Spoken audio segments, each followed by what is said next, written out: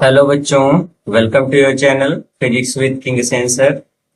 बच्चों, आज से हम लोग शुरू करने वाले हैं एक नई जर्नी न्यूमेरिकल के प्रैक्टिस सेट की। आज से हम लोग इस पूरे नीट और जेई जो एडवांस लेवल के क्वेश्चंस होते हैं उसको हम लोग सेट वाइज सॉल्व करेंगे, एक प्रैक्टिस करेंगे। बच्चों को काफी दिक्कत आती है जो उनके अलग अलग कोचिंग में उनको जो डीपीपी मॉड्यूल ये सारी चीजें जो प्रोवाइड की जाती है, तो उनको अपने डाउट को क्लियर करने के लिए जब जाते हैं तो उनको उतना प्रॉपर टाइम मिल नहीं पाता। तो एक दो क्वेश्चन तो है नहीं कि एक दो क्वेश्चन में उनसे डाउट समझ लिया जाए, तो उन्हीं की हेल्प के लिए आज से इस सीरीज को चलाया जा रहा है। जो भी बच्चे नीट या जेई जैसे एग्जाम्स की प्रिपरेशन कर रहे हैं वो सब इस पे कंटिन्यू बने रहें और इस पे देखते रहें, समझते रहें कि क्वेश्चंस को कैसे सॉल्व करना है और प्रैक्टिस अपनी करते रहें। तो इससे उनको निश्चित तौर पे बहुत बेनिफिट होगा, क्योंकि प्रैक्टिस सेट उनको अच्छा मिलेगा। तो प्रैक्टिस सेट मिलने से ये समझ लीजिए कि बेनिफिट बहुत बढ़िया होगा। ओके, तो आते हैं, ज्यादा टाइम वेस्ट नहीं करते हैं, आते हैं सीधे क्वेश्चन पे, लेते हैं पहला क्वेश्चन। पहला क्वेश्चन क्या है उसको देखते हैं बच्चों। क्वेश्चन नंबर 1 है कि देखो जो हमारा सेट है एक्सरसाइज किंगडम 01 और उस वाले सेट से हम शुरू करने जा रहे हैं। और जो टॉपिक हम लोग आज शुरू कर रहे हैं, न्यूमेरिकल का जो सेट शुरू कर रहे हैं वो है ग्रेविटेशन का। इसका ग्रेविटेशन, ग्रेविटेशन के प्रैक्टिस सेट को शुरू कर रहे हैं और यहाँ से हम लोग स्टार्ट करेंगे। फिर आगे जो जो टॉपिक है बच्चों, यहाँ पे चैप्टर वाइज से नहीं मतलब है, यहाँ पे टॉपिक वाइज चीजें आपकी शुरू की जा रही हैं। ओके, तो लेते हैं क्वेश्चन को, आते हैं क्वेश्चन नंबर 1 पे और देखते हैं क्वेश्चन नंबर 1 क्या दिया गया है। तो क्वेश्चन नंबर 1 पे आते हैं बच्चों, लेते हैं क्वेश्चन नंबर 1। क्वेश्चन नंबर 1 है, देखिए लिखा है if the distance between sun and earth is increased by 3 times the attraction between two will.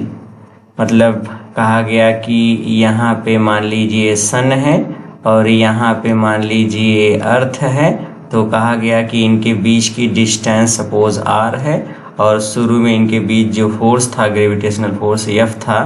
तो अगर हम F की वैल्यू फाइंड करें तो F मान लो यह सन का मास m1 है और अर्थ का मास है m2। तो according to Newton's gravitation law F equals g m1 m2 by r square. ये इतना फोर्स लग रहा था। कहा गया कि इनके बीच की डिस्टेंस 3 times इंक्रीज कर दिया जाए, r के स्थान पे 3r कर दें।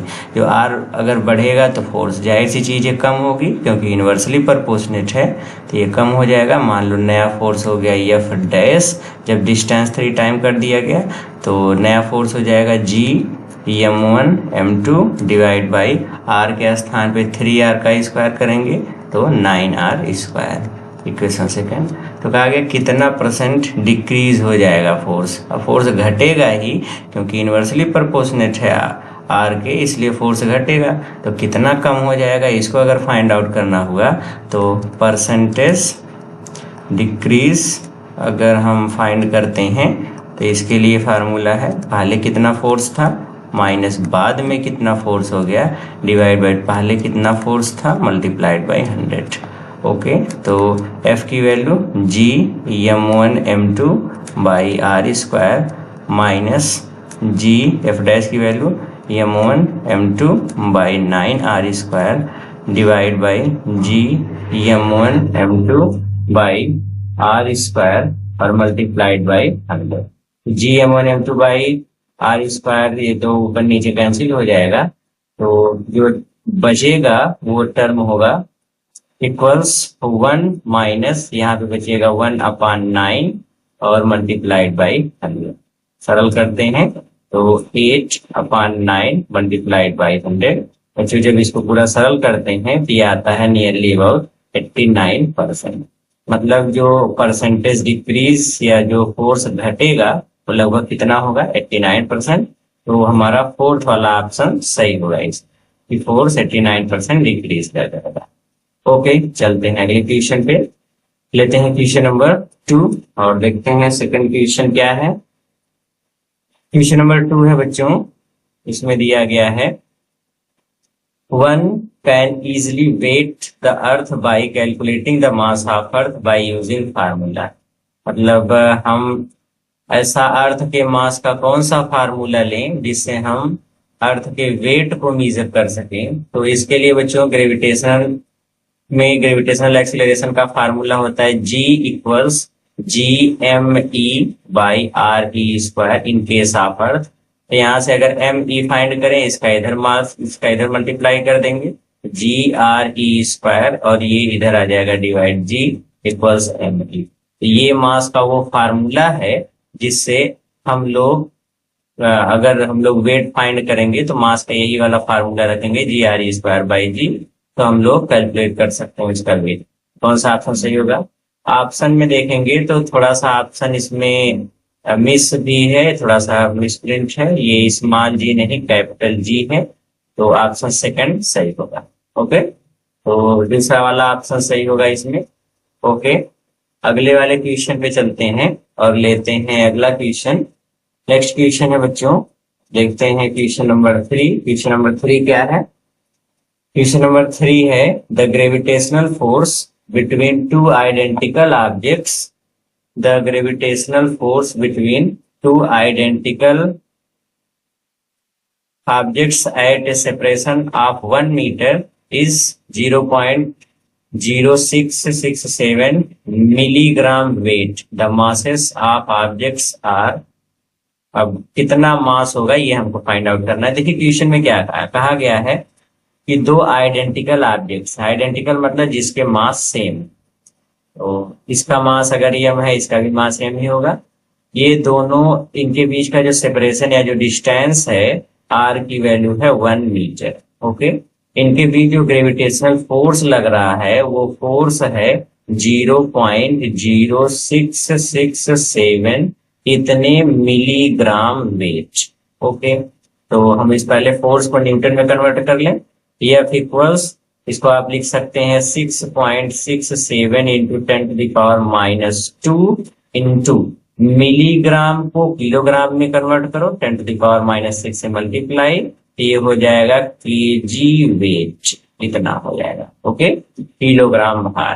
तो ये हो जाएगा कितना? 6.67 इंटू 10⁻8 इतना केजी वेट। केजी वेट को न्यूटन में कन्वर्ट करने के लिए जी से मल्टीप्लाई कर देते हैं। 1 केजी वेट इक्वल्स जी न्यूटन, जहाँ पे जी ग्रेविटेशनल एक्सीलरेशन है और यहाँ जी की वैल्यू 10 लेनी है, तो यहाँ पे जी की वैल्यू 10 रख दीजिए, तो 10 से मल्टीप्लाई कर देंगे, इतने न्यूटन। सो F इक्वल्स 6.67 इंटू 10⁻7 इतने न्यूटन। मतलब इनके बीच इतना फोर्स काम कर रहा है। ओके, हमसे कहा गया तो बताओ ऑब्जेक्ट्स के मासेस कितने हैं। तो F की वैल्यू हम लोगों को पता है according to Newton's gravitation law. F की वैल्यू किसके बराबर है? G m1m2/r²। m1m2 दोनों सेम है, तो G m इंटू m मतलब m²/r² इक्वल्स 6.67 इंटू 10⁻7। G की वैल्यू पुटअप करो, 6.67 इंटू 10⁻11 होता है, into m² divide by r की वैल्यू 1 मीटर है तो 1 ही हो जाएगा। ये हो जाएगा 6.67 इंटू 10⁻7। इससे ये मर जाएगा, 10⁻11 से ये कैंसिल होगा, 10⁻4 आएगा, तो m² इक्वल्स 10⁻4 या m equals 10⁻2 kg। 10⁻2 kg means 100 kg। Okay, और चूंकि आइडेंटिकल ऑब्जेक्ट्स हैं, दोनों के मास सेम है, तो 100 kg के दोनों होंगे। कौन सा ऑप्शन सही होगा? Option number 3 is the correct option. Okay, आ जाइए चलते हैं अगले क्वेश्चन पे। लेते हैं क्वेश्चन नंबर 4 और देखते हैं क्वेश्चन नंबर 4 में क्या चीज कहा गया है। क्वेश्चन नंबर 4 में कहा गया है 3 particles of identical masses m are kept at the vertex of an equilateral triangle of each side length a. The gravitational force of attraction on any one of the particles. हमसे ये कहा है कि एक कोई इक्विलेटरल ट्रायंगल है, मतलब एक हिंदी में इसको जो हिंदी मीडियम वाले हैं वो जान ले, इसको हम लोग क्या बोलते हैं, समबाहु त्रिभुज। ये इसके वर्टिक्स पे तीनों कोनों पे सेम आइडेंटिकल मास रखे गए। मान लो ये मास यम है तो यहाँ पर भी यम है, यहाँ पर भी है। ओके, ये है, और इनकी साइड तीनों की सेम है। ये वाली साइड ए है तो ये भी ए है और ये वाली भी ए है। कहा गया कि किसी एक मास पर टोटल ग्रेविटेशनल फोर्स कितना लगेगा। सपोज हम इस पे total gravitational force find out करते हैं। तो देखो ये वाला मास, ये वाला मास, ये ए वाला पॉइंट मान लो, ये बी है, ये सी है। ए पर रखा मास एम वाले को अपनी तरफ खींचेगा तो ये वाला जो फोर्स है वो फोर्स किस डायरेक्शन में काम करेगा, इस फोर्स की डायरेक्शन इधर हो जाएगी, ये इस डायरेक्शन में, इधर ये। मान लो ये वाला फोर्स हो गया F1, तो ये इस डायरेक्शन में काम करेगा। F1 की वैल्यू अगर फाइंड आउट करें तो F1 इक्वल्स किसके होगा, तो इसके लिए G M1, तो M into M equals M square, by दोनों के बीच की डिस्टेंस ए है तो ए स्क्वायर, इतना फोर्स लगेगा। ओके, अब इसकी बात करें तो देखो ये जो दूसरा वाला, एक तो ये खींच रहा है और एक सी पर रखा मास है, ए भी इसको इधर खींचेगा। तो ये इसको जब खींचेगा तो ये इस डायरेक्शन में खींच रहा है तो ये इस डायरेक्शन में फोर्स लगाएगा, ये है। और ये वाला फोर्स मान लो F2 है, तो F2 की वैल्यू कितनी होगी, इसको फाइंड आउट करो। F2 की वैल्यू किसके बराबर होगी, G, दोनों के मास सेम है, M1 M2 की वैल्यू सेम है तो M into M M square, distance फिर से A है तो A स्क्वायर, इक्वेशन सेकेंड। यहाँ पे हम देख रहे हैं कि F1 और F2 दोनों बराबर है और दोनों की वैल्यू मान लो F के बराबर है। ओके, F1 F2 को हम F मान लेते हैं। ओके, तो अब नेट फोर्स निकालना है भाई। इक्विलेटरल ट्रायंगल है तो ईच एंगल जो इसका इंटरनल एंगल है 60 डिग्री का होगा। ओके, तो नेट फोर्स की वैल्यू आप फाइंड करो। तो नेट फोर्स कैसे निकालते हैं, F इक्वल्स वेक्टर ला यूज करो, तो F1 square plus F2 square plus 2 F1 F2 cos theta, ये फार्मूला लगा दो। तो F इक्वल्स कितना हो गया, अंडर रूट F1 स्क्वायर का मतलब F स्क्वायर, F2 स्क्वायर का मतलब फिर से F स्क्वायर, क्योंकि इक्वल है। फिर 2 इंटू F1 की वैल्यू F, F2 की value F into cos 60। cos 60 कितना होता है, 1/2, तो 1/2 से 2 कैंसिल हो जाएगा। तो F इंटू F स्क्वायर, तो F स्क्वायर, तो ये हो जाएगा कितना, अंडर रूट 3F स्क्वायर। तो यहाँ से मिल गया है नेट फोर्स, F बाहर आ जाएगा तो मिलेगा √3 into F। What is the value of F, ये बच्चों F नेट इसको बोल देते हैं क्योंकि दो जगह F हो गया है, इसलिए ये नेट फोर्स हम फाइंड आउट कर रहे हैं तो नेट फोर्स यहाँ पे लिख लेते हैं। ओके, तो ये हो जाएगा √3 इंटू F की वैल्यू किसके बराबर है, F1 F2 के, तो F1 F2 में से चाहे इसकी वैल्यू रख दो तो कितना हो जाएगा, G M स्क्वायर बटे A स्क्वायर। तो टोटल नेट फोर्स कितना हो जाएगा, √3 G M square by A square. तो इसमें से देखते हैं ऑप्शन नंबर 2, यही वाला ऑप्शन सही है, बाकी सब ऑप्शन गलत है। ओके, तो इस तरीके से इस क्वेश्चन को सॉल्व करना है। ओके, आज ये अगले क्वेश्चन पे चलते हैं और लेते हैं क्वेश्चन नंबर 5। क्वेश्चन नंबर 5 में क्या चीज़ दिया गया है, क्वेश्चन नंबर 5 में है बच्चा, इसमें कहा गया है मास m equals 1 unit is divided into 2 parts x and 1 minus x। एक मास है वो उसको 2 भाग में डिवाइड कर दिया गया। एक भाग है इसका मास x और दूसरा जो भाग है वो है 1 minus x। Okay, for a given separation of value, for a given separation the value of x for which the gravitational attraction between the two pieces become maximum is। इनके बीच की डिस्टेंस हम कितनी लें, मान लो ये डिस्टेंस r है, distance कितनी लें कि x की सॉरी x की किस वैल्यू के लिए एक निश्चित डिस्टेंस r पे जो फोर्स होगा वो मैक्सिमम होगा।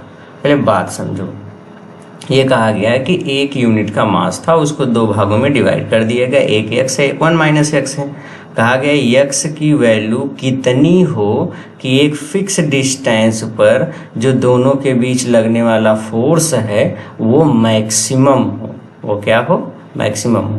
तो मैक्सिमम फोर्स के लिए सबसे पहले हम इन दोनों के बीच लगने वाला फोर्स देखें तो फोर्स कितना होगा? According to gravitational law F equals G m1 m2। तो m1 है x और m2 भी है 1 minus x, m1 m2 by r square, इतना हो गया। अब देखो, अगर हमको ये चीज़ कहा गया कि फोर्स मैक्सिमम फोर्स फाइंड करना है x की वैल्यू के लिए, तो मैक्सिमम के लिए आप कंडीशन याद रखो कि मैक्सिमम अगर डिस्टेंस के साथ, मतलब ये वेरिएबल है, मास वेरिएबल है और फोर्स के साथ इसका रिलेशन बनाना है, तो इसके लिए dx ऑफ f इसकी वैल्यू 0 होनी चाहिए। For maximum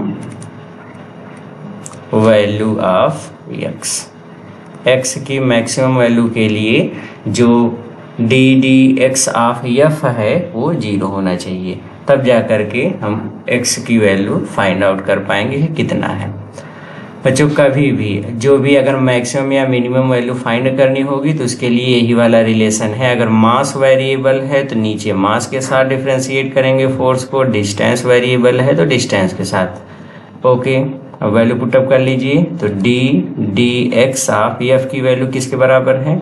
gx 1 minus x divide by r square equals 0। तो ये भी कांस्टेंट है, r भी कांस्टेंट है, तो इसको इधर कर देंगे, मतलब g बाई r स्क्वायर बाहर आ जाएगा। dx ऑफ x का अंदर मल्टीप्लाई कर लो, x minus x square equal 0। ये वाला टर्म इधर आएगा तो 0 हो जाएगा। तो कितना मिलेगा? dx of x minus x square equals 0। x का डिफ्रेंसिएशन 1 और x स्क्वायर का 2x इक्वल्स 0। तो 1 इक्वल्स 2x या x इक्वल्स 1/2। तो x का मास कितना लें कि या x की वैल्यू कितनी लें कि फोर्स मैक्सिमम हो, तो कितना लेना पड़ेगा? 1/2। तो कौन सा ऑप्शन सही होगा? इस ऑप्शन में ऑप्शन नंबर 1 करेक्ट है। ओके, इस तरीके से क्वेश्चन को लगाना है। ओके, आज ये अगले क्वेश्चन पे चलते हैं। लेते हैं क्वेश्चन नंबर 6 और देखते हैं क्वेश्चन नंबर 6 में क्या चीज़ दिया गया है।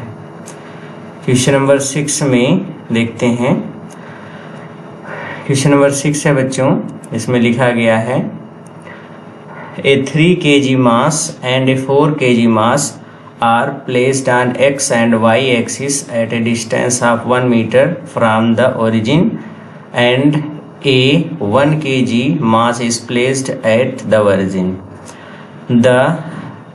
Then the resultant gravitational force on 1 kg mass is। हमसे कुछ इस तरीके से बात कहा है। देखिए, ये है x एक्सिस और इस इधर है y एक्सिस।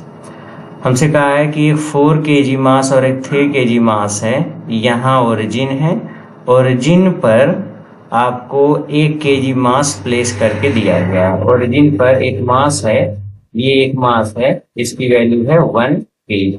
ओके, एक दूसरा मास है, वो यहाँ पे रखा गया है, इसकी वैल्यू है 4 kg और ये ओरिजिन से टोटल 1 मीटर की डिस्टेंस पे है। ओरिजिन से यहाँ तक की डिस्टेंस इसकी है 1 मीटर। फिर एक दूसरा मास है और इस दूसरे मास की वैल्यू है 4 kg, ये यहाँ पे रखा गया है 4 kg, पर ये 3 kg है। ये वाला जो मास है वो 3 kg का है, यहाँ पे आप लिख देंगे 3 kg और यहाँ पे कितना है? 4 kg मास है। ओके, तो ये वाला मास 4 kg का हो गया और 4 kg वाला भी कितनी दूरी पर है इससे? 1 मीटर की डिस्टेंस पे। क्योंकि लिखा है ना 3 kg and 4 kg mass are placed on X and Y axis at a distance of 1 metre far from origin से दोनों की डिस्टेंस कितनी है, 1-1 मीटर। ओके, इतनी डिस्टेंस है। अब आपसे कहा गया कि जो ओरिजिन पर एक 1 kg मास रखा गया उस पर लगने वाला रिजल्टेंट फोर्स कितना होगा। तो सबसे पहले देखो 3 kg का मास इसको अपनी तरफ अट्रैक्ट करेगा इस डायरेक्शन में। सपोज F1 फोर्स लगाएगा तो F1 की वैल्यू कितना होगा, तो ग्रेविटेशनल लॉ लगाओ, F equals G M1 M2, तो M1 है 1 kg और ये है 3, तो 3 का 1 में मल्टीप्लाई करोगे 3 बाई आर स्क्वायर, आर का मान है कितना 1, तो 1 का स्क्वायर 1 ही होगा। तो F1 इक्वल्स कितना आ गया 3G। ओके, देखो 4 kg 1 kg को अपनी तरफ अट्रैक्ट करेगा तो ये इसको इस डायरेक्शन में खींचेगा ऊपर की तरफ, ये वाला फोर्स हो गया F2। तो F2 की वैल्यू फाइंड आउट करो, F2 इक्वल्स फिर से G इंटू M1 M2, 1 का 4 में मल्टीप्लाई करेंगे तो 4 बाई डिस्टेंस 1 है, इतना ही होगा, 1 का स्क्वायर 1 ही होगा। तो ये हो जाएगा कितना, F2 इक्वल्स कितना मिल जाएगा, F2 की वैल्यू आ जाएगी 4G।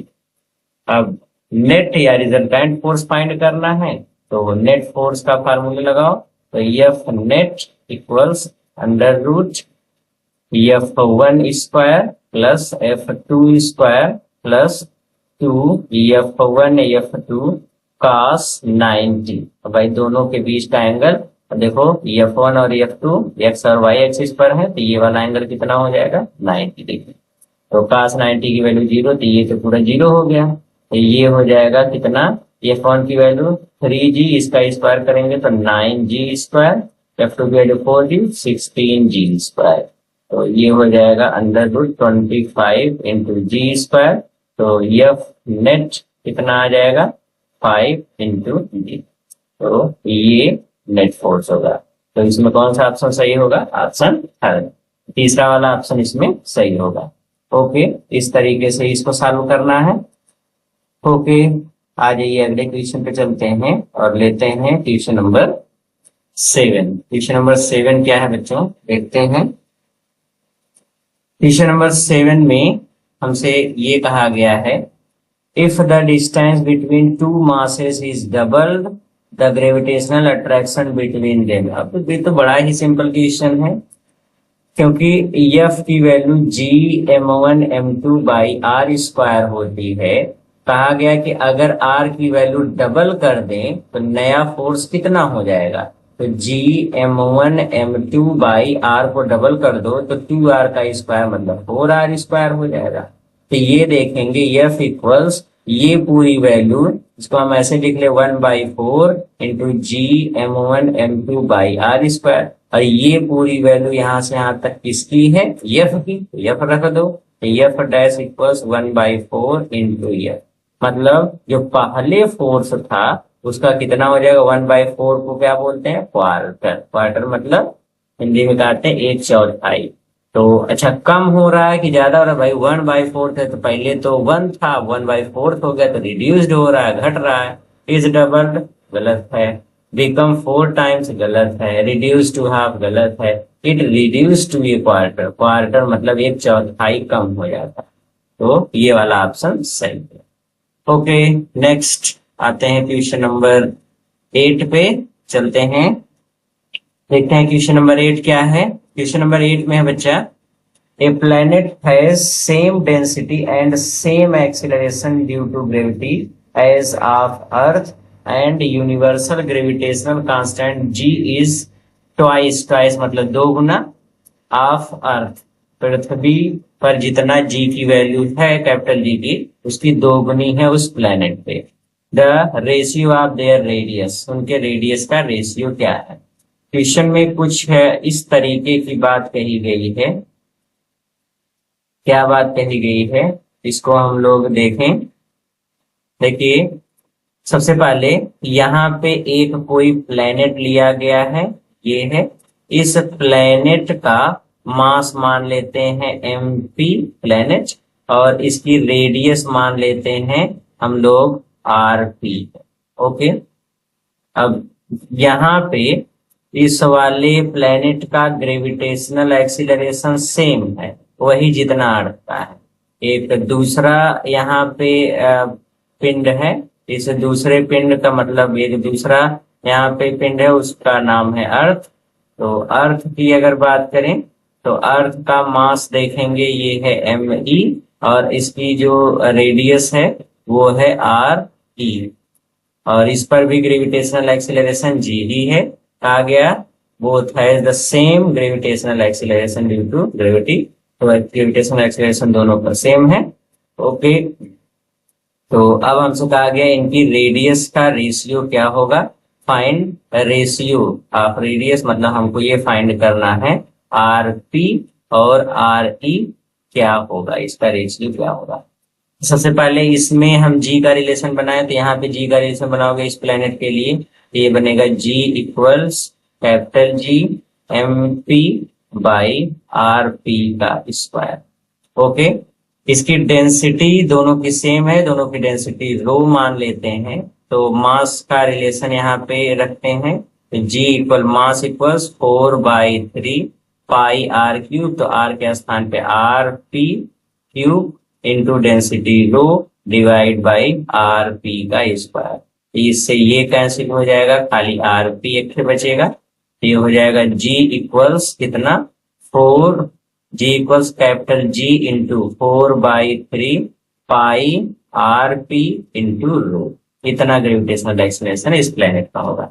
अब पृथ्वी की बात कर लेते हैं, अर्थ की बात कर लेते हैं इसकी, तो इसके लिए लिखेंगे रिलेशन, तो G इक्वल्स इसी तरीके से बनाएंगे, तो कैपिटल G इंटू सब इक्वेशन ऐसे ही GME बाई RE स्क्वायर कर देंगे, तो G इंटू ये हमको मिलेगा कितना G into ME by RE square. अब ME की वैल्यू पुटअप कर लो, तो G इंटू 4/3 पाई RE क्यूब इंटू रो और फिर बटे RE स्क्वायर, इससे ये कैंसिल होगा, RE मिलेगा, तो ये हो जाएगा G equals small G equals capital G into 4/3 पाई RE इंटू रो।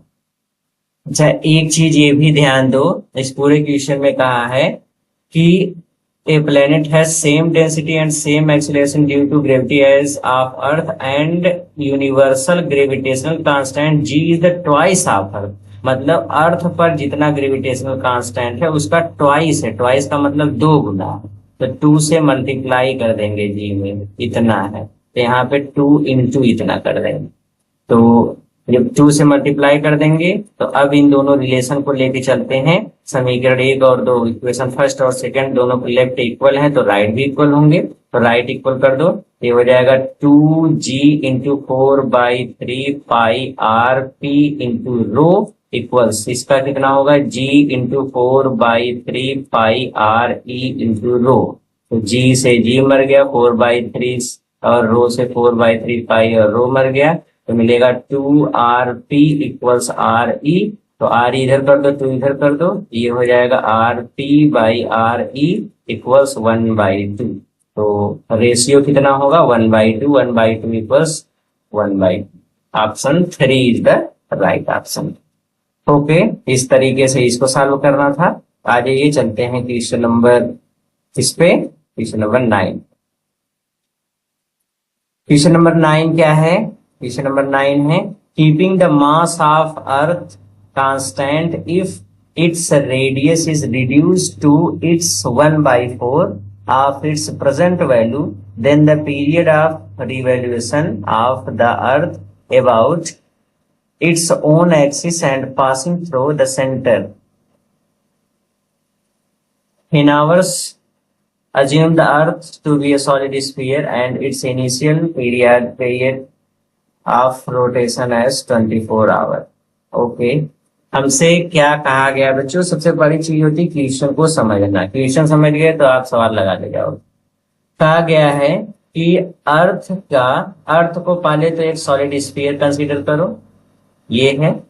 ओके, अर्थ की रेडियस हम मान लेते हैं RE है, ये है अर्थ की रेडियस। अब हमसे ये कहा गया कि अर्थ को एक सॉलिड स्फीयर कंसीडर करते हुए अगर हम इसकी रेडियस पहले की 1/4 कर दें, मतलब पहले इसकी रेडियस, अब आर ई के स्थान पे R1 R2 लिखना ज्यादा बेटर होगा, इसको हम R1, ये शुरू में R1, बाद में कहा दिया गया जब हम इसकी रेडियस रिड्यूस करके घटा करके पहले की R2 कर देते हैं, R2 की वैल्यू R1 का 1/4 है, इतना कर दें तो बताइए इसका अपने एक्सिस के अलोंग जो पीरियोडिक टाइम है, जो इसका टाइम पीरियड है वो कितना हो जाएगा, जबकि पहले इसका जो टाइम पीरियड था अपनी एक्सिस के अलोंग 24 आवर का। अब बताइए इसका टाइम पीरियड कितना हो जाएगा। तो यहाँ पे बच्चों थोड़ा सा रोटेशन वगैरह का कॉन्सेप्ट यूज करेंगे। रोटेशन में अगर ये सॉलिड स्फीयर है तो इसका इसके एक्सिस के एलांग मोमेंट ऑफ इनर्शिया अगर निकालेंगे तो आई सॉलिड स्फीयर का moment of inertia 2/5 into m into R square होता है, ये होता है। ओके, अब चूंकि इस पर कोई बाहर से कोई टार्क नहीं लग रहा है, ये एक्सटर्नल टार्क एक्सटर्नल 0 है, इसलिए जो आई इंटू ओमेगा होगा इसकी वैल्यू कांस्टेंट होती है। ओके, अगर कोई एक्सटर्नल टार्क नहीं लग रहा है तो इसका आई ओमेगा कांस्टेंट होता है। अब आई क्या है, तो आई की वैल्यू आप पुटअप करो 2/5 into mr² into omega, omega का अगर मान रखेंगे तो 2π/t, जहां पे t आवर्त काल है, इक्वल्स क्या मिलेगा, कांस्टेंट। ओके, तो 2/5 m, आर देखो चेंज हो रहा है, टी चेंज हो रहा है, बाकी सभी टर्म कांस्टेंट है। 2/5 कांस्टेंट है, यम कांस्टेंट है, 2π कांस्टेंट है, सब कांस्टेंट इधर कर देंगे तो कांस्टेंट ही मिलेगा, मतलब r²/t, इसकी वैल्यू क्या मिलेगी, कांस्टेंट। अगर ये कांस्टेंट है तो हम ये लिख सकते हैं r1²/t1, ये r2²/t2, ये और ये सब की वैल्यू क्या मिलेगी, कांस्टेंट। ओके, पूरे की वैल्यू कांस्टेंट मिलेगी।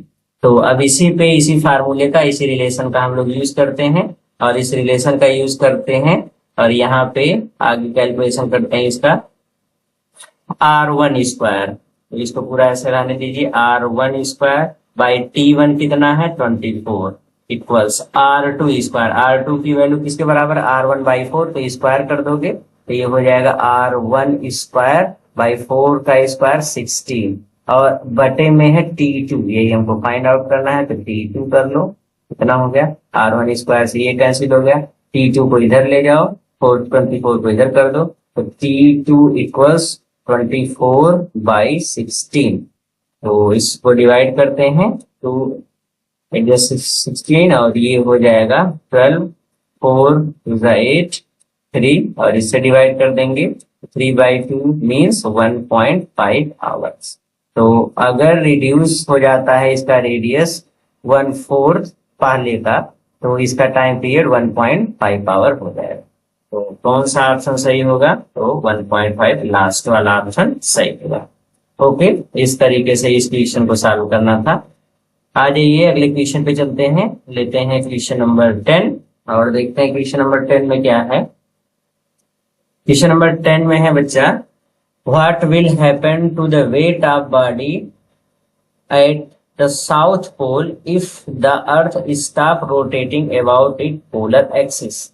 बच्चों, एक्सिस पर रोटेशन के कारण भी ग्रेविटेशनल एक्सीलरेशन कुछ चेंज होता है, और gravitational acceleration due to rotation of Earth, इसका फार्मूला है G' इक्वल्स GP, जहां पर ग्रेविटेशनल एक्सीलरेशन एट पोल है, minus RE² omega square, G' equals G minus RE omega square into cos square.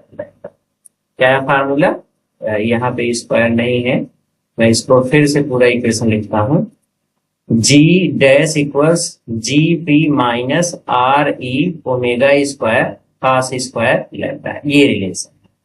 अच्छा, जब हम पोल की बात करते हैं तो फॉर पोल के लिए जो एंगल ऑफ लैटिट्यूड होता है इसकी वैल्यू होती है 90 डिग्री। अगर ये 90 डिग्री है तो जी डैश इक्वल्स मिलेगा g p minus R E omega square cos square 90 degree. Cos 90 की वैल्यू 0 होती है तो total 0। G dash equals g p. ये जो रिलेशन हमको मिला इसमें देखो कहीं पर भी ओमेगा है ही नहीं, भाई ओमेगा वाला टर्म तो 0 हो गया। जी डैश इक्वल्स जी पी, जब ओमेगा है ही नहीं, ओमेगा क्या बताता है, एंगुलर वेलोसिटी मतलब रोटेशन को दिखाता है। जब रोटेशन का टर्म इसमें से हट गया इसका मतलब जी डैश की वैल्यू इस रोटेशन पर डिपेंड नहीं कर रही है। पृथ्वी घूमे, रुक जाए, कुछ भी हो जाए, चाहे चले या मत चले, दोनों ही कंडीशन में जी डैश की वैल्यू जीपी के ही बराबर होगा। जब जी डैश की वैल्यू जीपी के ही बराबर होगा, रोटेशन पर डिपेंड नहीं करता, जब जी नहीं चेंज होगा तो वेट जो होता है ये होता है मास इंटू जी, एम इंटू जी। जब जी ही फिक्स हो गया, मास तो वैसे वो फिक्स है, तो एम इंटू जी ये क्या चेंज होगा, नहीं चेंज होगा, तो चेंज ही नहीं होगा। तो यहाँ पे कौन सा ऑप्शन सही होगा, नो चेंज। लेकिन अगर बच्चों यहीं पे हम इक्वेटर की बात करते तो इक्वेटर के लिए एंगल ऑफ लैटिट्यूड 0 होता है, तो ये कास जीरो की वैल्यू 1, तो वहां ओमेगा का टर्म मिलता, मतलब रोटेशन पर डिपेंड करता है। और मैं आपकी जानकारी के लिए बता दूं कि अगर अर्थ रोटेट कर रही है तो पोल की के रिस्पेक्ट में अगर हम इक्वेटर पे चलते हैं तो वहां पे जी की वैल्यू थोड़ी सी कुछ कम मिलती है due to rotation of Earth. Okay, और अगर हम इक्वेटर से पोल की तरफ चलते हैं तो थोड़ी सी जी की वैल्यू बढ़ती है, तो वहां पे चेंजिंग होता है, लेकिन पोल्स पर कोई चेंजिंग नहीं होता। ओके, तो पहला वाला ऑप्शन सही होगा कि कोई चेंज नहीं होगा। ओके, आज ये चलते हैं अगले क्वेश्चन पे, कहते हैं क्वेश्चन नंबर 11।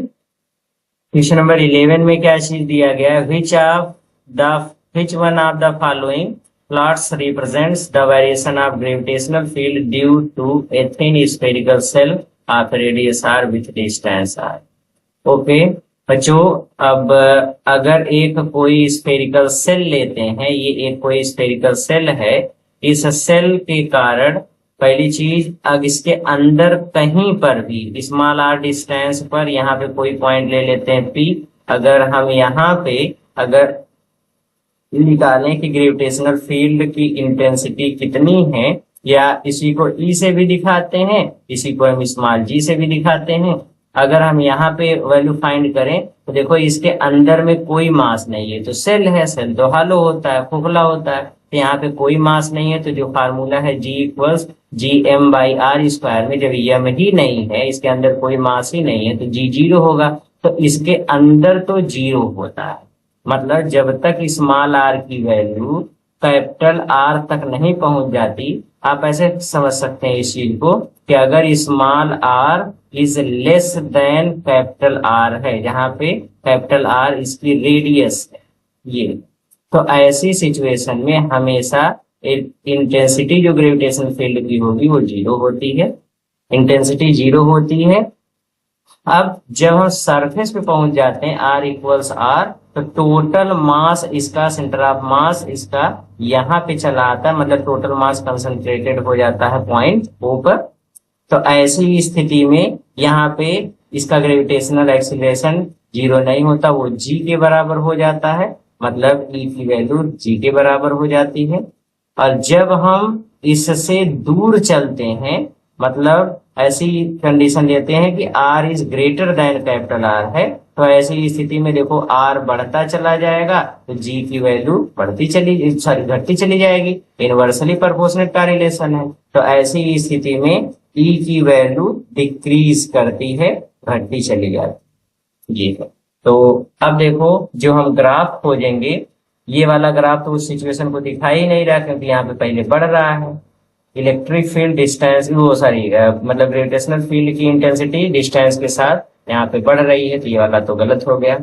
अगले वाले ग्राफ पे देखते हैं, यहाँ पे दूसरे वाले में देखें तो देखो यहाँ से यहाँ तक का ये वाला जो स्थिति है, ये बता रहा है कि मतलब इंटेंसिटी इधर दिखाई गई है, या ई की वैल्यू इधर दिखाई गई है वाई एक्सिस पर, यहाँ पे है। तो यहाँ पे अगर आप देखोगे तो यहाँ पे ई की वैल्यू ऊपर की तरफ है और यहाँ पे ई की वैल्यू है 0 ओरिजिन पे। तो यहाँ से यहाँ तक मतलब जब तक रेडियस तक नहीं पहुंच जा रहे हैं तब तक यहाँ पे देख रहे हैं कि ये वाली वैल्यू इंटेंसिटी इसकी 0 है। रेडियस पे पहुंचने के बाद मतलब इसके सरफेस पे पहुंचने के बाद यहाँ पे आने के बाद अब देखते हैं इसकी वैल्यू 0 नहीं है, कुछ वैल्यू मिली है। तो ये वाली वैल्यू यहाँ से यहाँ तक ग्राफ को दिखाया गया है। फिर इसके बाद कहा गया कि ये चीज घटना शुरू कर दी है। अब घट रहा है, जी की वैल्यू आर के इनवर्सली प्रोपोर्शनेट होता है तो वो घटता चला जा रहा है, तो ये घटने वाली वैल्यू ऐसे दिखाई गई है। मतलब सभी चीजें हमारे जो कंडीशंस यहाँ पे मिल रहे हैं, ये कंडीशंस इसको ये वाला ग्राफ फॉलो कर रहा है, इसलिए दूसरा वाला ग्राफ सही है और बाकी जितने ग्राफ हैं वो सब गलत हैं।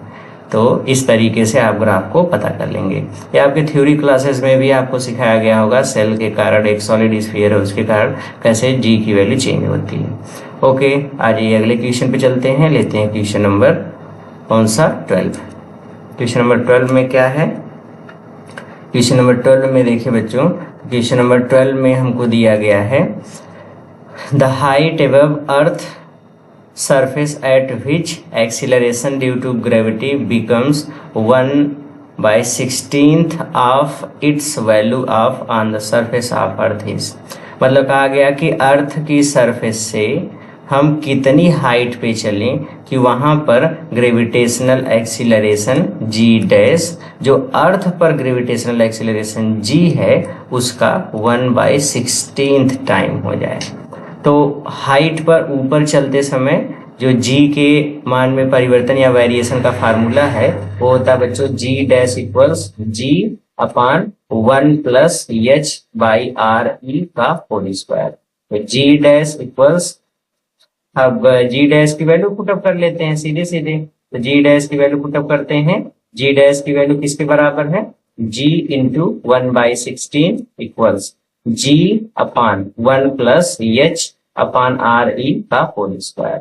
ओके, यहाँ जी से जी कैंसिल हो गया, इसका इधर मल्टीप्लाई करो, 16 का इधर मल्टीप्लाई करो, ये हो जाएगा 1 plus h upon R E का होल स्क्वायर इक्वल 16 का मतलब 4 का स्क्वायर, स्क्वायर से स्क्वायर कैंसिल कर दो, 1 इधर जाएगा तो H upon R E equals 4 minus 1 equals 3, ये हो जाएगा। तो H upon R E equals 3, तो यहाँ से h इक्वल्स कितना हो जाएगा, इसका इधर मल्टीप्लाई कर दो 3r। अब आर ई का मतलब r, जो रेडियस माना गया इसमें r माना गया है, तो कौन सा ऑप्शन सही होगा? तीसरा वाला। तो 3r is the correct option. Okay, अगले क्वेश्चन पे आते हैं। लेते हैं क्वेश्चन नंबर 13। क्वेश्चन नंबर 13 में हमसे क्या कहा गया है? What will be the acceleration due to gravity at a depth d where g is the gravitational acceleration due to gravity on the surface of earth। कहा गया कि अगर हम अर्थ की सरफेस से इसके सेंटर की तरफ मान लो d डेप्थ चलते हैं तो यहाँ पे ग्रेविटेशनल एक्सेलरेशन कितना होगा, जबकि सरफेस पर ग्रेविटेशनल एक्सेलरेशन जी है। तो हमको पता है कि अर्थ के सेंटर से या देखो सरफेस से हम चाहे ऊपर जाए तब भी जी की वैल्यू घटती है, अगर सरफेस से नीचे आते हैं सेंटर की तरफ तब भी ग्रेविटेशनल एक्सेलरेशन की वैल्यू घटती है। जब हम सरफेस से ऊपर की तरफ जाते हैं तो उस समय ग्रेविटेशनल एक्सेलरेशन के चेंज का formula g equals g upon 1 plus h upon R E का होल स्क्वायर। अगर हम सरफेस से एच हाइट पे चलते हैं तो ग्रेविटेशनल एक्सेलरेशन या ग्रेविटी के चेंज होने का ये फार्मूला। ओके, अब अगर हम सरफेस से नीचे की तरफ आते हैं सेंटर की तरफ, तो जो ग्रेविटेशनल एक्सेलरेशन के चेंज होने का फार्मूला है या वेरिएशन का फार्मूला ये है g dash equals g 1 minus h upon R. अगर हम एच डेप्थ नीचे आते हैं, लेकिन हमसे कहा गया एच के स्थान पे डी ले लो, कि डेप्थ यहाँ पे डी है तो डी ले लो, तो एच के स्थान पे डी कर दो, g dash equals g 1 minus d by R, E के स्थान पे रेडियस आर कहा गया है तो आर कर लो, ये हो जाएगा। कौन सा ऑप्शन सही होगा? तो ये तो होगा नहीं, ये भी नहीं होगा, स्क्वायर तो होगा ही नहीं, तो चौथा वाला सही है। कौन सा ऑप्शन सही होगा? जी 1 माइनस डी बाई आर, ये वाला ऑप्शन सही होगा। ओके, आज ये अगले क्वेश्चन पे चलते हैं और लेते हैं क्वेश्चन नंबर 14। क्वेश्चन नंबर 14 में क्या कहा है बच्चों, इसको देखते हैं। क्वेश्चन नंबर 14 में हमसे क्या कहा, the height vertically above Earth surface at which the acceleration due to gravity becomes 1% of its value at the surface. मतलब हम अर्थ के सरफेस से कितनी हाइट पे चले कि उस हाइट पर जो ग्रेविटेशनल एक्सीलरेशन है वो सरफेस ऑफ अर्थ पे जितना होता है उसका केवल 1% बचे। ऐसे बात ये है कि ये मान लीजिए अर्थ है, अर्थ का ये सेंटर है, सरफेस पे, अर्थ के सरफेस पे यहाँ पे ग्रेविटेशनल एक्सीलरेशन है जी। कहा गया हम इसके सरफेस से कितनी हाइट पे चले, मान लो एच हाइट पे चलते हैं, ये हाइट कितनी हो कि यहाँ पे जब पहुंचे तो जो ग्रेविटेशनल एक्सीलरेशन है जी डैश वो सरफेस पे जितना है उसका 1% बचे, 1% ऑफ जी, ये हो जाए। तो अब इसको कैसे आप सरल करोगे, इसको कैसे सॉल्व करोगे? इसके लिए अब ऊपर की तरफ चल रहे हैं, हाइट की बात हो रही है, तो ग्रेविटेशनल एक्सीलरेशन में चेंज का फार्मूला क्या होता है, g dash equals g upon 1 plus h by R E का होल स्क्वायर। अब चूंकि जी डैश है 1% ऑफ जी, तो 1% ऑफ जी की वैल्यू कितनी होगी, जी इंटू 1% मतलब 1/100 इक्वल्स, यहाँ पे क्या है जी और upon 1 plus h by R E का होल स्क्वायर। जी से जी कैंसिल हो गया, 1/100 पे क्रॉस मल्टीप्लाई कर लो, इसका 1 में मल्टीप्लाई करेंगे तो ये इधर आ जाएगा, 1 plus h upon R E का होल स्क्वायर का मल्टीप्लाई 1 में करेंगे तो 1 plus h by R E का होल स्क्वायर, और 1 का 100 में करेंगे तो 100 का स्क्वायर मतलब 100 हो जाएगा। 100 को हम 10 का स्क्वायर लिख सकते हैं, स्क्वायर से स्क्वायर कैंसिल हो गया, तो 1 plus h by R E equals 10, इसको इधर कर दो तो H by R E equals 9 या एच इक्वल्स 9 आर ई। अब आर ई के स्थान पे आर बोल रहे हैं तो आर दे दो, तो कौन सा ऑप्शन सही होगा, सेकंड वाला, तो 9 आर ई का करेक्ट आंसर। ओके, आज ये अगले क्वेश्चन पे चलते हैं और लेते हैं क्वेश्चन नंबर 15। 15 वाला क्वेश्चन क्या है, 15 वाला क्वेश्चन है बच्चों, which of the following graph shows the variation of acceleration due to gravity g with depth h from the surface of earth।